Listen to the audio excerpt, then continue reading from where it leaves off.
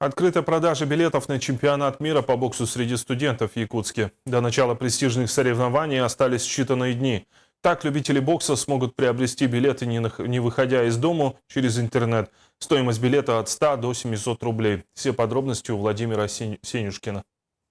Посетители кинотеатров города Якутска могут заказывать билеты на киносеанс через интернет. Такая же возможность появилась и для любителей бокса с сегодняшнего дня.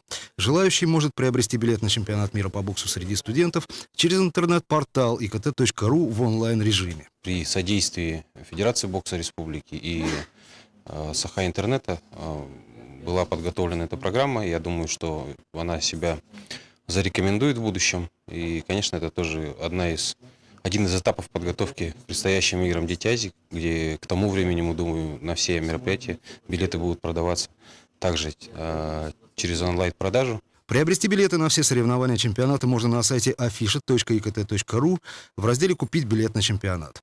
Пользователь выбирает место и дату, а затем проходит быструю процедуру регистрации. Далее, после оплаты через банковскую карту, ему приходит СМС с уникальным кодом. После произведения оплаты приходит СМС с кодом билета. После этого надо подойти на центр выдачи билетов, чтобы получить билет. Забрать заказанные билеты можно в LG-центре в 508 кабинете или в спортивном комплексе «Триумф». Напомним, что с 9 по 14 сентября этого года в Якутске впервые пройдет официальный мировой старт – 6-й чемпионат мира по боксу среди студентов. Участие в соревнованиях уже подтвердили более 20 стран, среди которых Белоруссия, Венгрия, Иран, Казахстан, Молдавия, Франция, Швейцария и многие другие. На сегодняшний день ожидается участие 145 бойцов, включая девушек.